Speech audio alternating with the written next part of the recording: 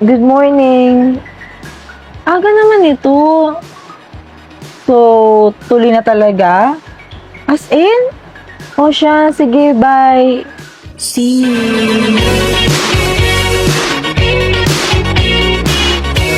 Ay, bakla! Oh. So, anong talak mo today? Yung init-init to, tanghaling tapat.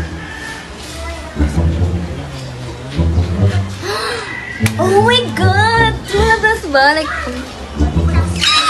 O bakla, as in tuloy na from chatmates to meet up. Kaso kinakabahan ako. Hindi ko alam yung gagawin ko. Alam mo namang virgin coconut oil pa ako, di ba? alam mo, may meron akong tip sa'yo. Wait. Ay, ang pogi naman yan. Bakla, hindi yan! Diba?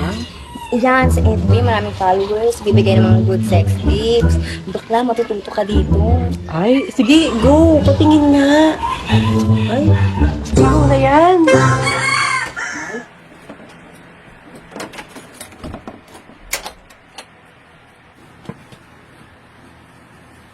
Hello mga sis! It's me, Miss Sexy, your smoking hot advisories. So ayun na nga, for today's live session, we'll do a question and answer portion. So, our first question. Una pa lang ang hot na ha? OMG kayo! Sabi dito, hi po Miss Sexy. Any tips po first-timers ng ANAL? Ano pong maire-recommend mo sa kanila so they won't forget their first night together? Diba kasi siya? But I recommend sis, you guys do it raw. Since it's ANAL, you don't have to use condom na. Para alam mo na, pak na pak, damang-dama. Nako, good luck sa first experience mo. Nagmamadali kasi ako pumunta dito eh.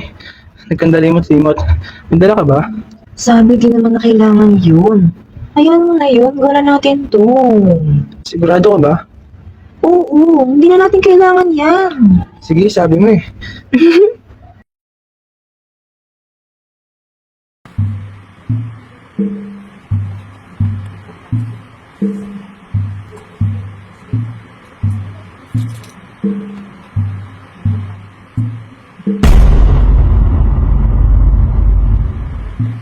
Oh, anak, kumusta naman pakiramdam mo? Medyo nahihirapan akong lumunok, Nay. Ay nak, alam ba yung Jesus din sa labas? Si Beng Beng daw, nagka-HIV. Si Bingbing, yung anak ni Aling Melda, bakit ano nangyari? Ay nako, ayun nga, may sakit, HIV. Eh, sabi nung mga kumari ko, sakit ng mga bading yun. Diyos ko, baka HIV din niyang iyo. Napaparaning nga ako kanina pa, nak. Magpa-check up na tayo dyan sa may center. Grabe ka naman, Ma. Kapag HIV, sa bading lang? Eh, anak, anong malay natin, di ba? Hindi ka naman sakitin. Tapos, ilang araw ka nang ganyan.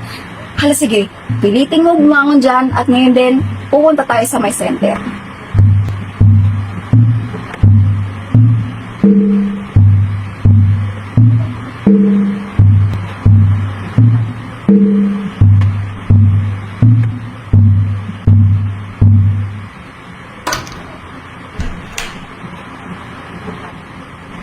Doktora, ano pong balita? Mother, tara po, pasok po tayo.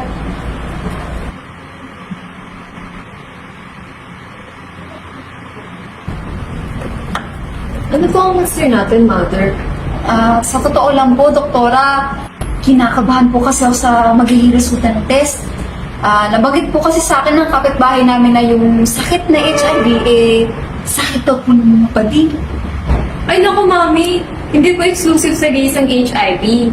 Totoo po na ang leading mode of transmission ng HIV ay male-to-male sex o pagtatalik ng dalawang lalaki.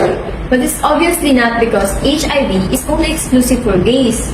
I believe it's because of the lack of sex education and STD awareness dito sa bansa natin.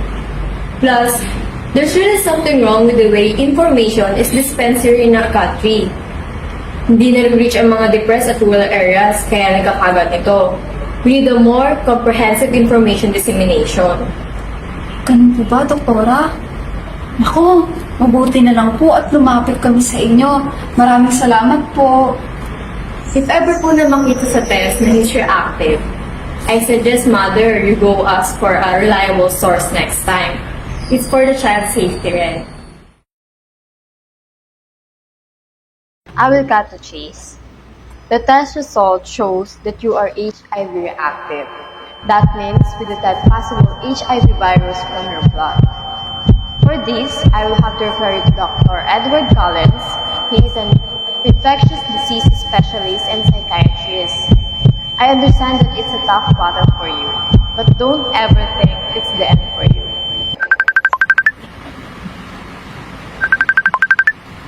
Hello po, Tita Myrna. Tita Myrna, si JB po. Oh, Amy, nak, ano kasi, dinala si JB dyan sa may center. Ang sabi ni doktora, HIV daw. Oh, JB? Paano po nangyari yun? Di ko rin alam, nak. Mahabang kwento. O siya, sige, mauna na ako. May asikasuhin pa ako eh, ha? Mauna na ako.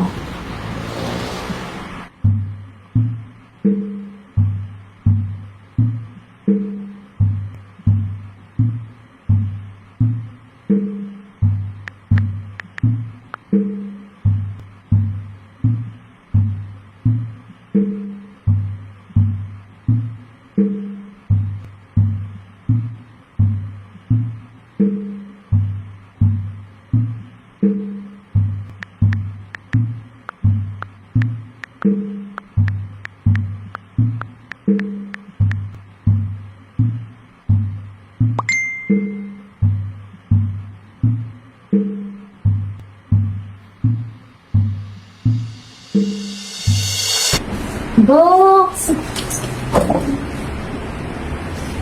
I'm sorry. Nasabi na sa akin ni Tita Myrna yung nangyari.